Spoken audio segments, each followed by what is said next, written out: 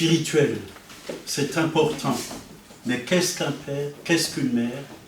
Spirituel, il faut bien saisir le message de Dieu. D'ailleurs, Abraham, il était le père élevé, puis il est devenu, d'abord Abraham, père élevé, et puis il est devenu Abraham, qui veut dire père des nations. Voyez. Mais aussi, je crois que dans l'Église, Dieu veut donner des pères et des mères spirituels, mais ça ne remplacera pas Dieu. Dieu est avant tout notre Père. Et nous, les pères terrestres, ou les mères terrestres, devons toujours emmener les gens vers le Seigneur, vers le Père éternel, pas vers nous. Pas vers nous. Et il y a eu beaucoup de fautes comme ça qui ont été commises. Puis les gens se sont attachés à des hommes, à des femmes, puis ça a dévié. Ça a dévié. Et là, on va voir.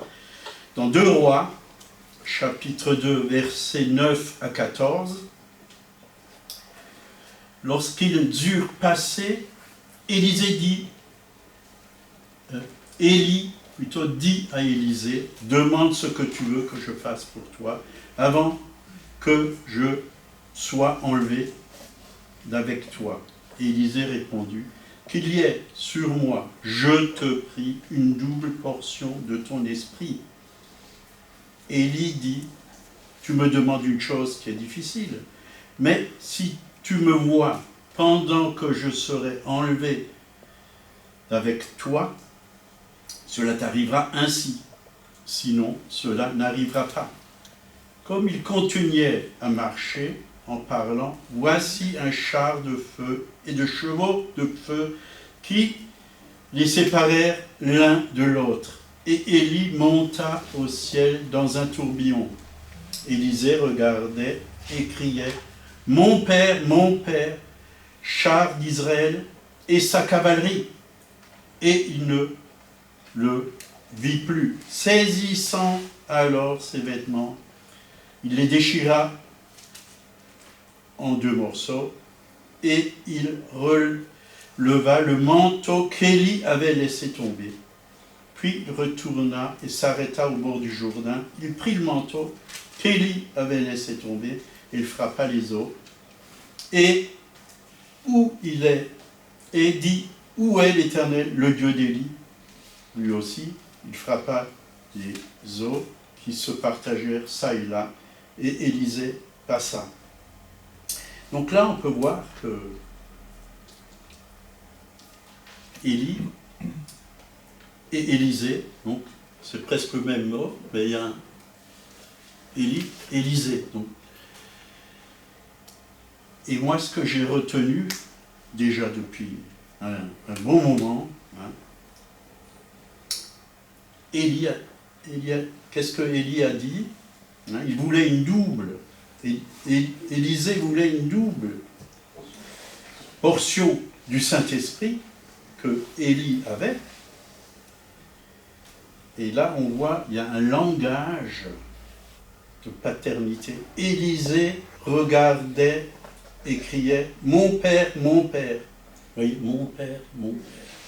C'était son père spirituel. Il avait appris, il était à l'école d'Élie. Élisée était à l'école d'Élie. Et dans l'Ancien Testament, il y avait des écoles de prophètes, quoi. Et ils apprenaient les prophètes, ils écoutaient les prophètes, ils étaient enseignés par les prophètes. Bien sûr, c'était le Saint-Esprit qui enseignait au travers d'eux. Char d'Israël et sa cavalerie. Et qu'est-ce qui s'est passé? Le manteau, pendant que Élie est monté au ciel, est retombé. Et il a saisi Élisée a saisi ce manteau. Et si vous lisez la parole de Dieu, qu'est-ce qui s'est passé? Élisée a fait le double de miracles qu'Élie. Le double de miracles, parce qu'il avait la double onction. Donc, pour Élisée, Élie était un père spirituel, il a appris de lui.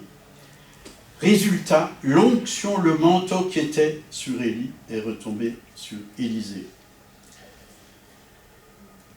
Donc, le double des miracles, ça c'est formidable. Et je crois qu'on a à apprendre, nous, des anciens, disons, de la Bible, de l'apôtre Paul, on a à apprendre de l'apôtre Jean, on a à apprendre de tous les apôtres déjà, qu'il y a dans la parole de Dieu, mais aussi des hommes qui ont marché avec Dieu, maintenant, des hommes qui marchent avec Dieu, maintenant, on a des choses à en tirer, des choses que Dieu veut nous donner. Parfois, il y a de mauvaises choses. On voit comme un homme, il a marché avec Dieu, puis d'un coup, il est tombé. Il y a quelque chose qui l'a arrêté. Il a dévié. Et le ministère s'est arrêté. Nous avons besoin d'apprendre, de tirer des bonnes leçons des ministères. Moi, j'avais un père spirituel, maintenant il est très loin d'ici, il est aux États-Unis, quoi. Il a marché, il a gagné des milliers d'âmes au Seigneur. Et tous les jours, je priais avec lui, on priait ensemble, on se levait très tôt le matin, bien souvent 4 heures du matin, puis après on partait évangéliser. Il y avait vraiment des miracles, des guérisons, des délivrances, on voyait vraiment la gloire de Dieu. Des milliers sont venus au Seigneur, quoi. Il a ouvert plusieurs communautés, puis à un moment il a dévié à cause de l'argent, puis il est parti. Il est parti parce qu'il devait passer un jugement, quoi. Il est tombé dans le luxe et toutes ces choses, quoi. Je dis pas ça pour le critiquer, pas du tout. Mais nous devons veiller, ne pas... Il y a de bonnes choses dans certains hommes de Dieu, mais il peut aussi y avoir de mauvaises choses. Il faut imiter les bonnes choses. Les mauvaises, il faut en tirer des leçons. Ne commettons pas les mêmes erreurs que ceux qui les ont commises. Donc, Galates 4, verset 19, Paul dit, « Mes enfants, voyez, pour qui j'éprouve de nouveau les douleurs de l'enfantement, jusqu'à ce que Christ soit formé en vous. » Donc, les douleurs de l'enfantement, c'est spirituel. C'est pas physique. Bien sûr, on peut aussi avoir dans notre être intérieur des sortes de douleurs quand on prie pour des âmes qui sont perdues. C'est m'est arrivé, c'est arrivé à Monique. Ça nous est arrivé, on priait vraiment, on était dans un séminaire, c'était en Tunisie, avec Pierre Offet, puis on priait, ça fait au moins 10 ans, même plus peut-être, on priait pour ce pays, on intercédait pour que des âmes passent des ténèbres à la lumière, que vraiment des gens puissent rencontrer le Seigneur. Et pendant qu'on priait, plusieurs ont ressenti ces douleurs intérieures, ces douleurs d'enfantement. Et on savait que Dieu est en train de préparer des personnes dans ce pays pour venir à Christ, pour que des âmes soient sauvées. On peut les ressentir, ces douleurs. Mais quand Paul dit « mes enfants », ça prouve qu'il avait des enfants spirituels. C'était des enfants auxquels il leur apportait la nourriture spirituelle. Il s'occupait d'eux, il les aimait. Il les aimait de tout leur cœur et il voulait vraiment que ces enfants spirituels puissent grandir et devenir matures et réussir et même aller encore au-delà de ce que lui, il a fait dans l'œuvre de Dieu. Au-delà, il fait encore même plus. Et c'est vrai qu'il y a un manteau que Dieu donne à des pères et à des mères, et ce manteau, il n'est pas seulement pour nous. C'est bon d'avoir un manteau. Qu'est-ce que ça fait quand vous avez un manteau? Quand il fait froid, qu'est-ce qui se passe? Vous sortez avec un bon manteau, on a chaud. C'est d'abord un manteau d'amour qui nous réchauffe. Parce que dans le monde, c'est froid. Dans le monde, il y a les ténèbres. Dans le monde, il y a l'incrédulité. Ce manteau nous réchauffe notre cœur. C'est spirituel, c'est le manteau du Saint-Esprit. On a besoin de ce manteau. Si on n'a pas ce manteau, si on n'a pas été revêtu du Saint-Esprit, Jésus, il a été revêtu du Saint-Esprit. Après, quand il est sorti du Jourdain, puis il est allé dans le désert. Ce n'est pas le diable qui l'a emmené dans le désert, c'est le Saint-Esprit. C'est l'Esprit de Dieu qui l'a conduit. dans le désert. Mais quand il était dans le désert, il a sorti l'épée de l'esprit parce qu'il avait le manteau. Il est écrit quand le diable est venu pour lui dire certaines choses qui n'étaient pas à la gloire de Dieu. Pour tourner la parole, le diable connaît la Bible, plus que certains chrétiens, et il la connaît bien, mais il va l'utiliser pour vous détourner de Dieu, il va l'utiliser pour vous mentir, pour vous séduire. Pour vous séduire. La Bible, on a besoin vraiment de la connaître dans l'Esprit de Dieu, avec la révélation du Saint-Esprit. Sinon, on peut dire n'importe quoi, de n'importe quel verset, on peut raconter n'importe quoi. On peut inventer des histoires sur la Bible qui ne viennent pas du tout du Saint-Esprit ni de Dieu. Mais Dieu veut donner à l'Église, nouveau, ces douleurs de l'enfantement. Paul enfante des fils et des filles par la prière. La prière de l'enfantement. C'est-à-dire quand on prie, on met au monde, on enfante, on met au monde des nouveau-nés. On met au monde des âmes qui vont passer des ténèbres à la lumière. La prière d'enfantement est importante. C'est comme une femme, quand elle a ses douleurs. Elle sait qu'elle va bientôt accoucher, qu'il va se passer quelque chose. Un bébé va venir. Il y a des bébés spirituels aussi vont venir si on prie pour les âmes. Si on a le fardeau pour les âmes d'une ville, d'une région, d'un village, d'un pays, Dieu va intervenir, Dieu va agir. Et c'est important qu'on retrouve ces douleurs dans la prière. Parce que bien souvent, quand j'entends les prières de l'Église avec un grand E, Seigneur, bénis-moi et encore bénis-moi. Il n'y a que moi. Mais on ne va pas plus loin. Il y en a.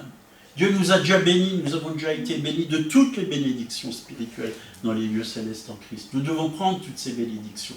Mais pensez à tous ceux qui ne connaissent pas le Seigneur. Nous sommes déjà dans la paix. Nous sommes déjà dans la joie. Nous sommes déjà dans la victoire. Mais tous ces gens qui sont encore liés par le diable, enchaînés par des esprits méchants et mauvais, qui sont dans des péchés où ils n'arrivent même pas à s'en sortir. Moi, je peux vous dire ce que c'est, parce que j'étais dans la drogue, j'étais dans l'alcool, j'étais dans toutes sortes de péchés. Il n'y a que Dieu qui a pu m'en libérer. J'ai essayé par mes propres forces avant de connaître Jésus. Je ne pouvais pas. Je ne pouvais pas me libérer de la drogue, je ne pouvais pas arrêter de fumer des cigarettes, je ne pouvais pas arrêter de mentir. C'était naturel pour moi, c'était normal pour moi. Mais quand Jésus est venu, j'ai pu arrêter toutes ces choses, parce qu'il m'a donné l'esprit de vérité. Il m'a libéré par son esprit de toutes les chaînes du péché. 1 Timothée 1, verset 2, Paul écrit à Timothée et lui dit, Timothée, mon enfant légitime en la foi. Mon enfant légitime en la foi. Toi donc, mon enfant, fortifie-toi dans la grâce qui est en Jésus-Christ, et ce que tu as entendu de moi en présence de beaucoup de témoins, confie-le à des hommes fidèles qui soient capables de l'enseigner aussi à d'autres. Combien vivent ces choses? Combien viennent pendant 10 ans dans une église et ils n'ont pas ouvert leur maison pour recevoir d'autres personnes, pour les enseigner, pour en faire des disciples. On ne peut pas être assisté pendant 10, 15, 20 ans. C'est beau. Un homme, mais un homme à barbe qui est encore un bébé, ça fait drôle. Un homme qui a des moustaches et c'est encore un bébé spirituel. Ça fait drôle.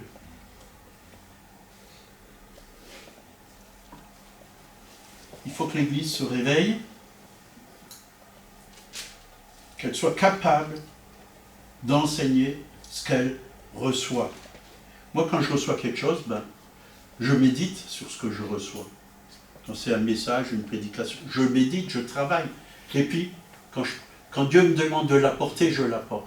Parce qu'on ne reçoit pas simplement que pour nous. Dieu va nous transformer, Dieu va nous parler, Dieu va nous changer, se révéler à nous, mais il faut apporter. Ce qu'on reçoit, c'est pour le donner.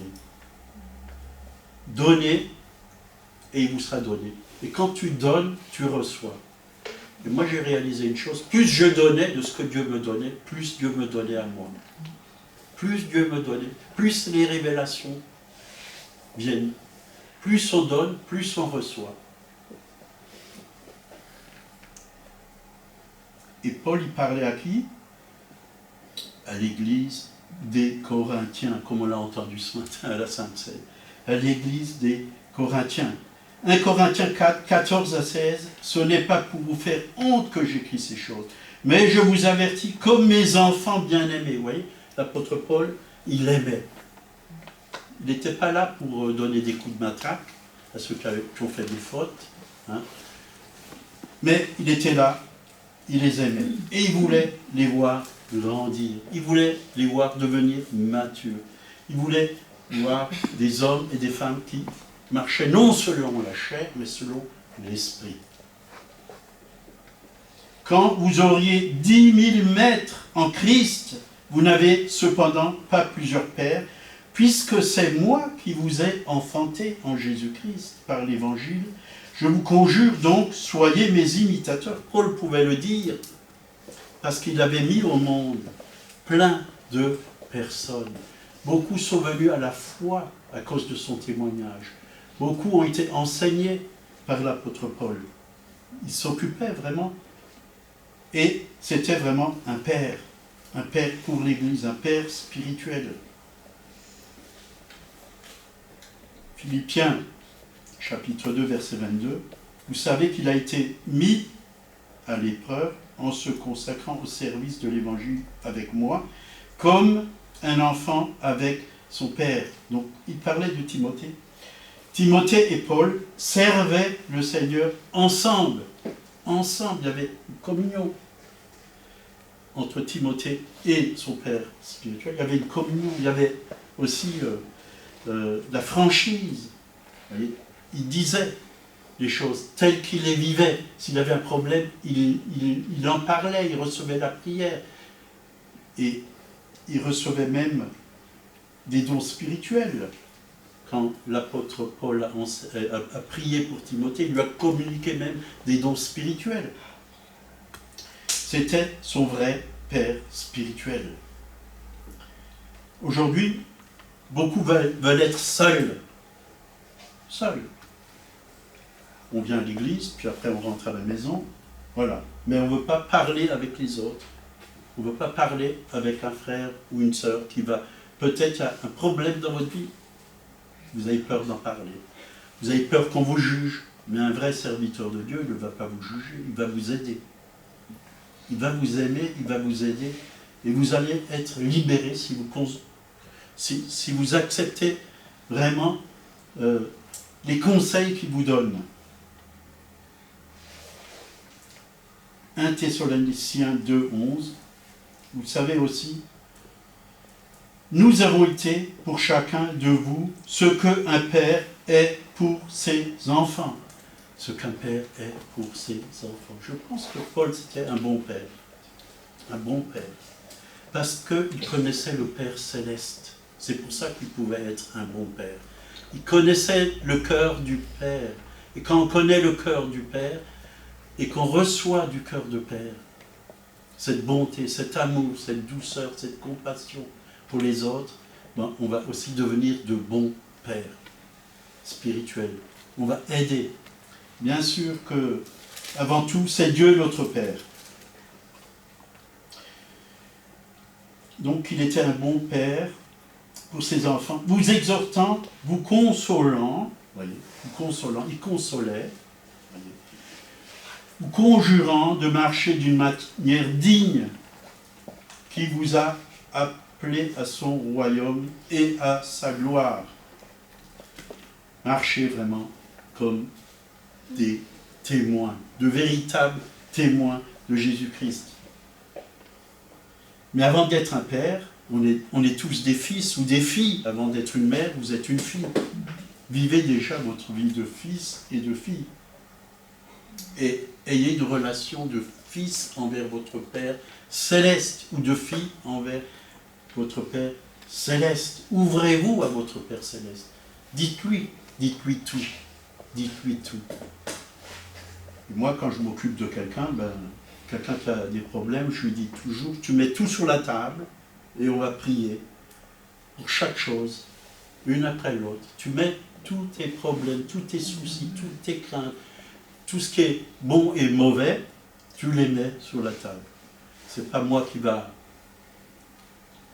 m'occuper de tout ça, mais le Saint-Esprit va s'occuper de tout ça, parce qu'il va nous donner la sagesse et l'intelligence.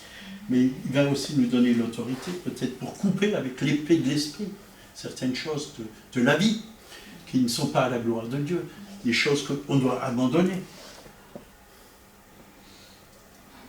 On ne peut pas venir chaque dimanche matin, comme ça, ici dans l'Assemblée, avec toutes sortes de pensées sur tel et tel frère, sur telle et telle sœur, sur le pasteur, sur son épouse, sur les anciens. On ne peut pas venir avec toutes sortes de mauvaises pensées. On doit apprendre à être mature, et quand on vit déjà chez nous à la maison, il faut déposer tout ça au pied de la croix et demander pardon. Mais venir avec un cœur pur, avec un cœur rempli d'amour. Pas venir pour juger, mais venir pour apporter ce que Dieu nous a déjà donné dans l'esprit, parce que Dieu nous donne avant de venir ici. Il y en a qui viennent que pour recevoir, recevoir et recevoir. C'est bien de recevoir, mais qu'est-ce que vous faites avec ce que vous recevez de la part de Dieu? Qu'est-ce que vous faites? Bien souvent, ça rentre d'une oreille et ça ressort de l'autre. Combien de fois j'ai rencontré des personnes qui m'ont dit « Oh, on a eu un bon culte ce matin. » Alors j'ai dit, mais qu'est-ce qu'il a prêché, le prédicateur? Ah, je ne me rappelle plus. Je ne me rappelle plus. Voyez. On se rappelle de beaucoup de choses. On se rappelle de la couleur de la robe de la sœur qui était à côté de nous. Et ainsi de suite. Mais on ne se rappelle pas de la parole de Dieu. Parce que le malin, qu'est-ce qu'il fait? Il vient la manger. C'est comme un corbeau. Il vient. Parce qu'en ce moment, tous les matins, quand je me suis levé cette semaine, j'étais dans mon bureau et je vois, qu'est-ce que je vois? Parce que j'ai un mirabellier juste devant mes yeux, de mon bureau. Et au-dessus, juste au-dessus de l'arbre, il y a tous les matins 2 corbeaux qui viennent et qui mangent les mirabelles. Qui mangent les mirabelles. Qu'est-ce que je fais? Je fais rien, j'ouvre juste la fenêtre et ils s'en vont. Ils partent.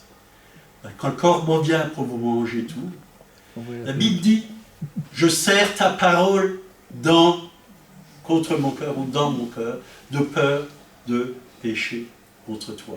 David l'a dit, je serre ta parole. Est-ce que nous serrons la parole? Si nous la serrons, ça veut dire que nous l'aimons. Nous l'aimons. Quand moi je me serre dans les bras, ou je prends ma femme et que je la serre dans mes bras, ça veut dire que je l'aime. Mais la parole de Dieu, est-ce que nous l'aimons? Nous la serrons dans notre cœur. Est-ce qu'elle est pour nous précieuse? Est-ce qu'elle est précieuse, la parole de Dieu? Vous savez que la parole, c'est Dieu. Jésus est la parole faite chair. Serrons la parole de Dieu dans notre cœur.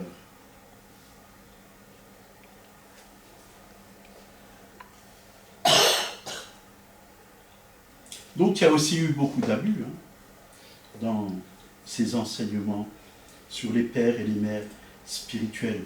Il y a eu des abus. Par exemple, j'en dirais un ou deux, quoi.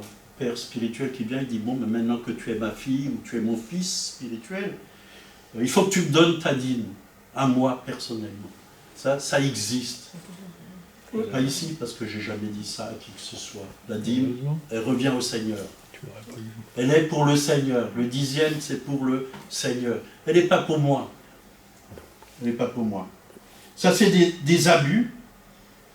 Ou alors, tu es mon fils spirituel, il faut que tu laves ma voiture.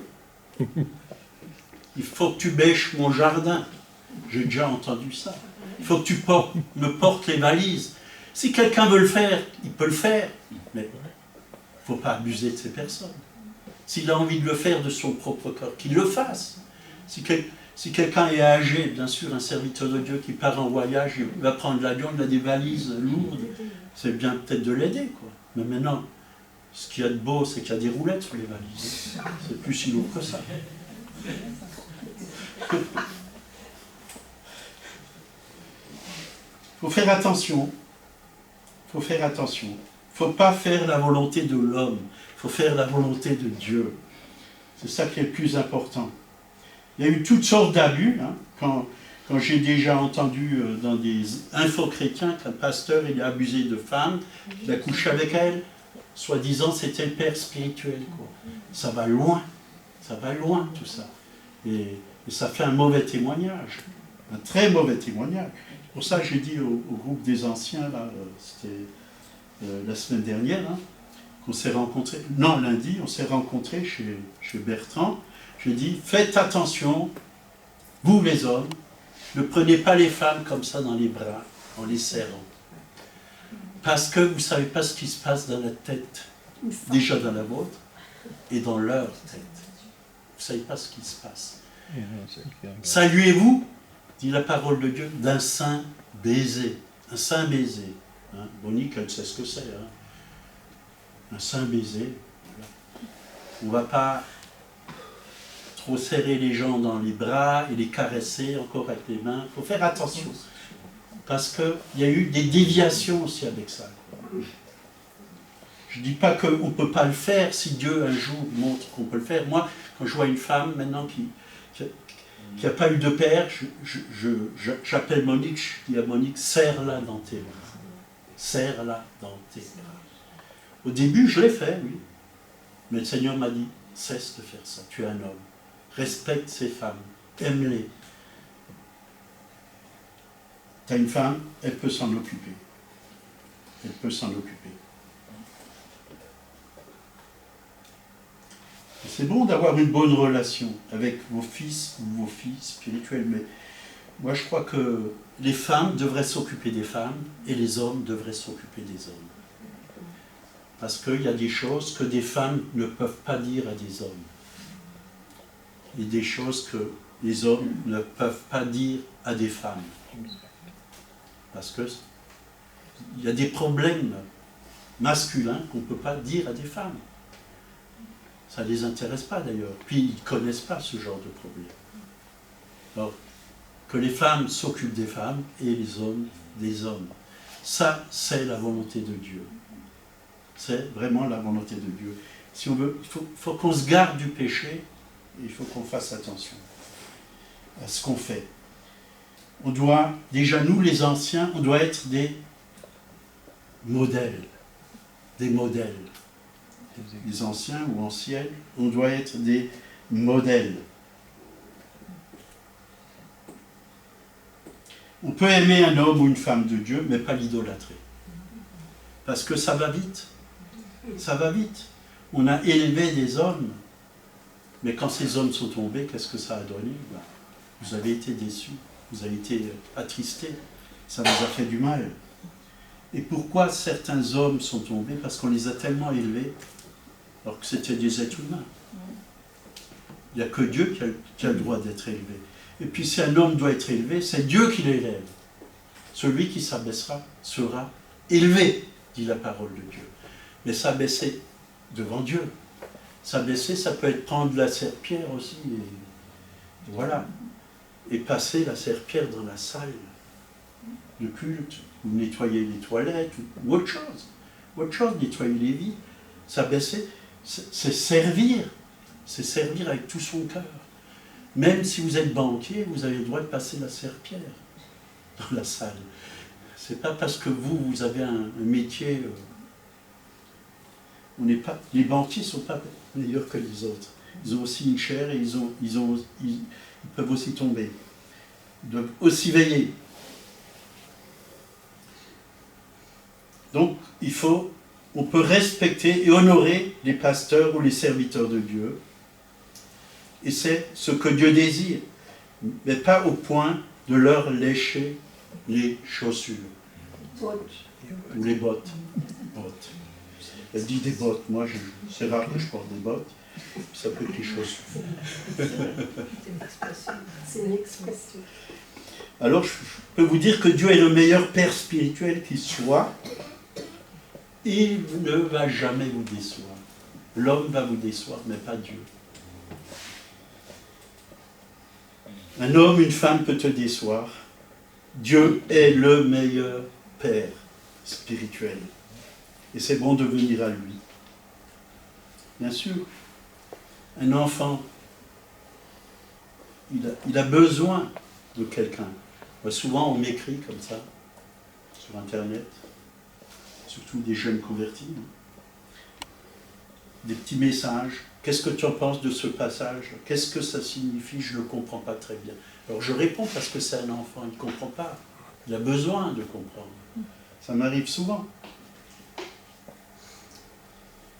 Mais le jour où il va grandir, c'est lui qui va répondre à d'autres. Parce qu'il va savoir. Il va le savoir parce qu'il aura reçu la révélation par le Saint-Esprit.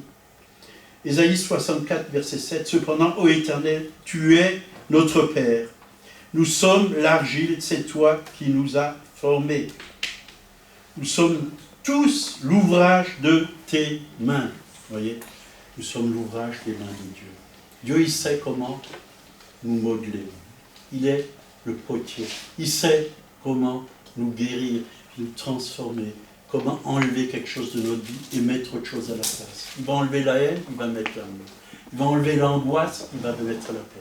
Et ainsi de suite. Dieu, il sait, il sait, il sait. Il sait ce dont nous avons besoin. Et nous devons vraiment découvrir ce Père d'amour qui est dans le ciel. Mais il n'est pas que dans le ciel. Il se révèle à nous, sur la terre. Il vient vers nous par le Saint-Esprit. L'Esprit du Père vient en nous. C'est l'Esprit par lequel nous pouvons crier Abba Père. Abba veut dire papa.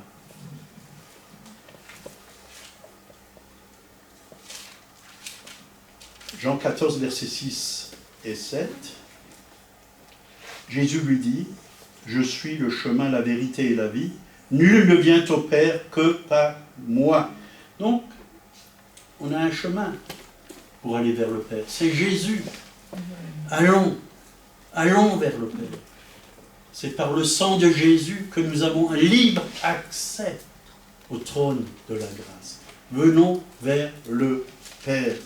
Si vous me connaissiez, vous connaîtriez aussi mon Père. Et maintenant, vous le connaissez et vous l'avez vu.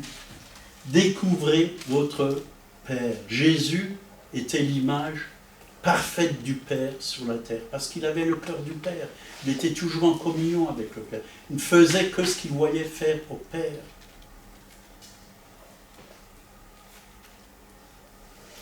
De Corinthiens 6, 17 et 18, c'est pourquoi sortez du milieu d'eux et séparez-vous, dit le Seigneur, ne touchez pas à ce qui est impur, et je vous accueillerai, je serai pour vous un père, et vous serez pour moi des fils et des filles, dit le Seigneur Tout-Puissant. Amen. J'entends pas beaucoup d'amen, ou alors je suis devenu sourd là, pendant le message, que Dieu débouche mes oreilles. Galates 4, verset 6, pour ceux qui prennent des notes. Et parce que vous êtes fils, Dieu a envoyé dans nos cœurs l'esprit de son Fils, lequel crie Abba, Père.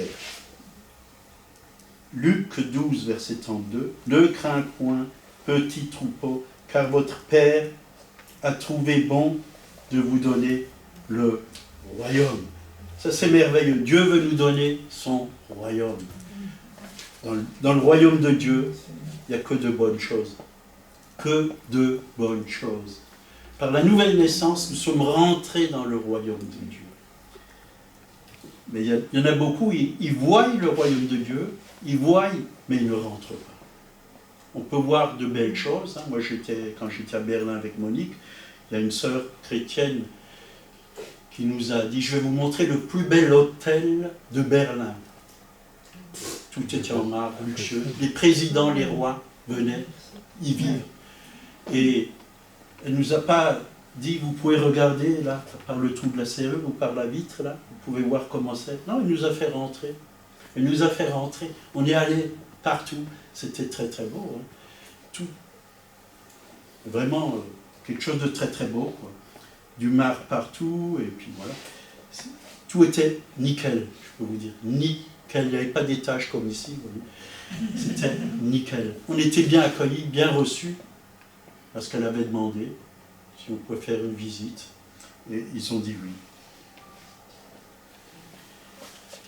Donc on a besoin vraiment du Saint-Esprit. Bon, il y a beaucoup de choses encore à dire, mais je vois que l'heure tourne. Hein. On peut prendre encore Jean 3, versets 33 à 36. Celui qui a reçu son témoignage a certifié que Dieu est vrai, car celui que Dieu a envoyé dit des paroles de Dieu, parce que Dieu ne lui donne pas l'esprit avec mesure. Donc Jean parlait de Jésus, hein, dit que Dieu ne lui donne pas l'esprit avec mesure. Le fait qu'on utilise le mot mesure, hein, ici signifie que l'onction était donnée aux gens avec mesure, mais elle est donnée à Jésus-Christ sans mesure. C'est une onction illimitée. Illimitée. Si donc le Seigneur dit dans Jean 14, verset 12, en vérité, je vous le dis, celui qui croit en moi fera aussi les œuvres que je fais, il en fera de plus grandes, parce que je m'en vais au Père. Et tout ce que vous demanderez en mon nom, je le ferai afin que le Père soit glorifié dans le Fils. Si vous demandez quelque chose en mon nom, je le ferai. Donc si le Seigneur a dit qu'on fera des choses plus grandes que lui, c'est qu'il va aussi nous donner une onction illimitée, si vous le croyez. Si vous le croyez. Parce qu'on ne pourra jamais faire les œuvres de Christ avec une onction, avec mesure. Parce que c'est le Saint-Esprit qui va le faire au travers de nous. Le Saint-Esprit n'est pas limité. Ne limitons pas un Dieu qui est illimité. Forfait illimité. Hein. Vous les avez dans votre... parfois dans votre... Moi je ne l'ai pas. Dans votre téléphone portable. Moi je ne les ai pas. Je ne les ai pas. Non, quand je vais quelque part, il faut que je me branche pour prendre la connexion. Voilà. Mais je ne l'ai pas. Je vais dehors dans la rue, je ne l'ai pas. Je l'ai dans cette salle parce que j'ai pris le numéro. Mais ailleurs, je ne l'ai pas. Mais dans l'esprit, j'ai un forfait illimité. Parce que c'est Dieu. C'est Dieu qui nous donne de prier pour les malades, d'imposer les mains. C'est Dieu qui nous donne d'annoncer l'évangile. C'est Dieu qui nous donne de chasser les démons. C'est Dieu qui nous donne des révélations. Dieu n'est pas limité. Et nous sommes ses enfants. Si nous avons un Père illimité, ben, nous avons été créés à son image, à sa ressemblance. Rentrons dans les choses illimitées. Ce qu'on ne peut pas faire, lui peut les faire au travers de nous. Il faut toujours dire que sans lui, on ne peut rien faire. C'est ça aussi l'humilité. Pas que je vais les faire sans lui. Je ne peux pas. On a besoin de lui. La même onction qui était sur lui, car sans l'onction qu'il avait quand il était sur terre, nous ne pouvons pas faire les mêmes œuvres.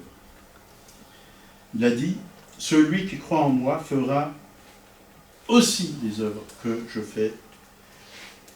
Il n'est pas parlé simplement des 5 ministères, hein, quand il dit ça, apôtre, prophète, évangéliste, pasteur, docteur, celui qui croit en moi. Il dit bien celui qui croit en moi. C'est pour tout le monde. C'est pour tout le monde.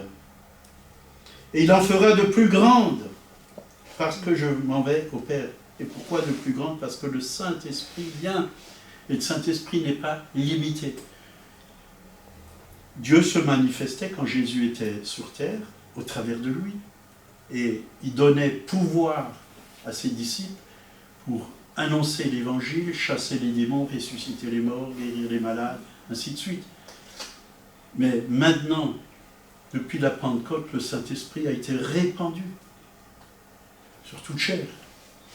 Sur toute chair. Et tout le monde peut faire les œuvres de Dieu. Bien sûr, pour faire les œuvres de Dieu, il faut être consacré. Consacré à Dieu.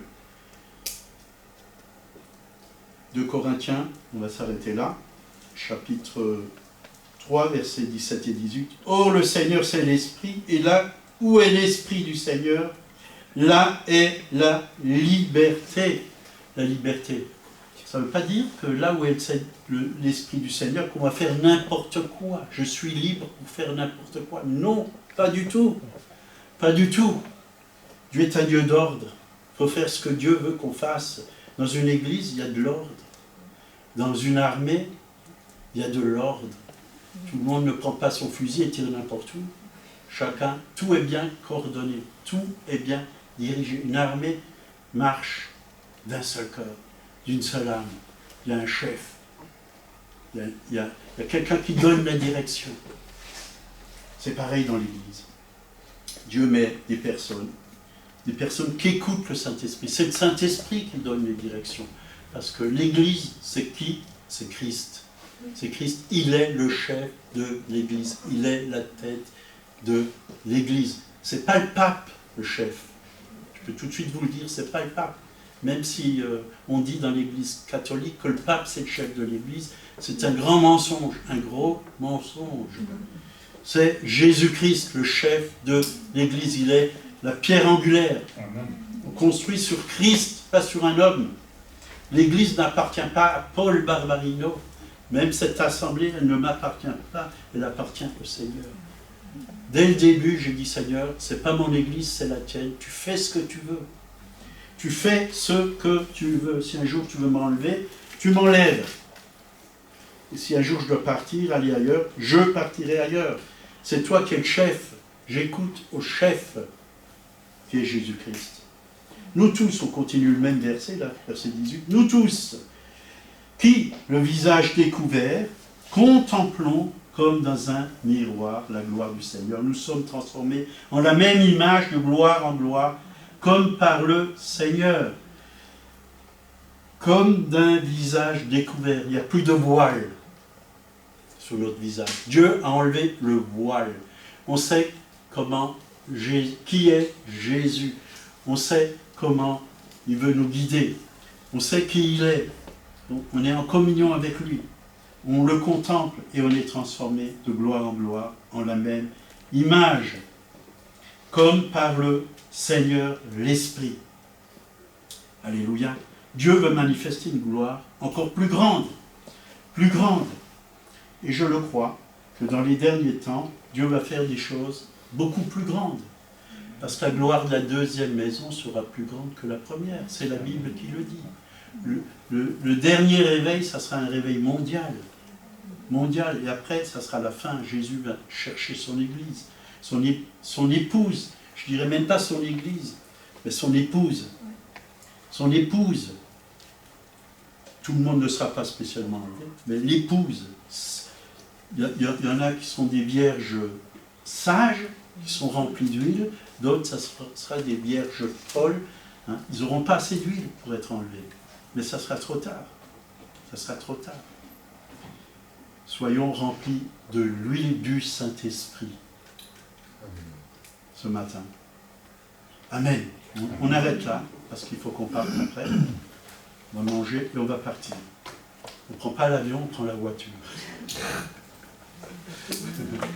On va se lever, pour ceux qui veulent, et on va prier. Mais si quelqu'un veut la prière encore, on est là, à votre disposition après. Seigneur, merci pour ta parole. J'espère qu'elle n'est pas rentrée dans une oreille et ressortie de l'autre, et qu'elle est allée dans le cœur de mes frères et sœurs, et qu'ils puissent encore la serrer contre leur cœur, comme David, de peur de pécher contre toi. Parce qu'elle est précieuse, ta parole est précieuse. Tu vis dans ta parole. Tu habites dans ta parole. Tu es la parole faite chair.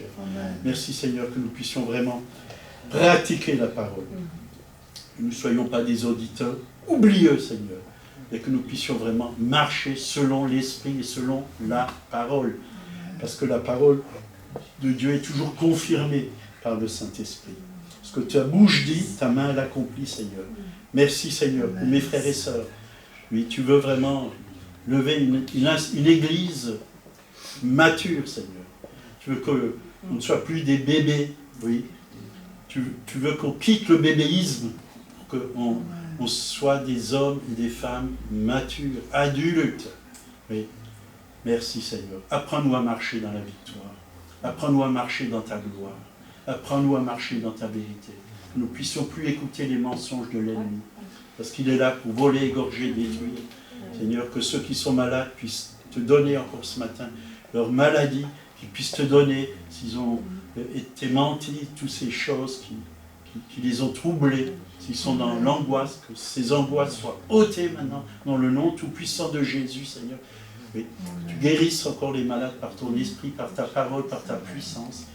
Tu as dit, déjà vous êtes purs à cause de la parole que vous avez entendue, reçue. Seigneur, tu as envoyé ta parole et tu les as guéris. Oui, tu n'as pas changé tel même hier, aujourd'hui, éternellement. Merci de renouveler chacun, de fortifier chacun, Seigneur. Merci parce que tu gardes chacun et chacune sous ta protection, la protection de ton sang. Tu mets des anges autour de nous, Seigneur, autour de chacun et chacune. Que ce temps où nous partons, Seigneur, dans les Cévennes soit un temps de rafraîchissement pour nous, mais aussi un temps de rafraîchissement ici, dans cette assemblée, pour mes frères et sœurs, que nous puissions rester, oui, vraiment en communion, oui, les uns avec les autres, Seigneur, en unité d'esprit, Seigneur. Merci, Seigneur, parce que tu es le roi des rois, le Seigneur des seigneurs, tu es glorieux, tu es victorieux. Oui, je te remets toutes choses entre tes mains dans le nom de Jésus. Amen. Amen. Que Dieu vous bénisse.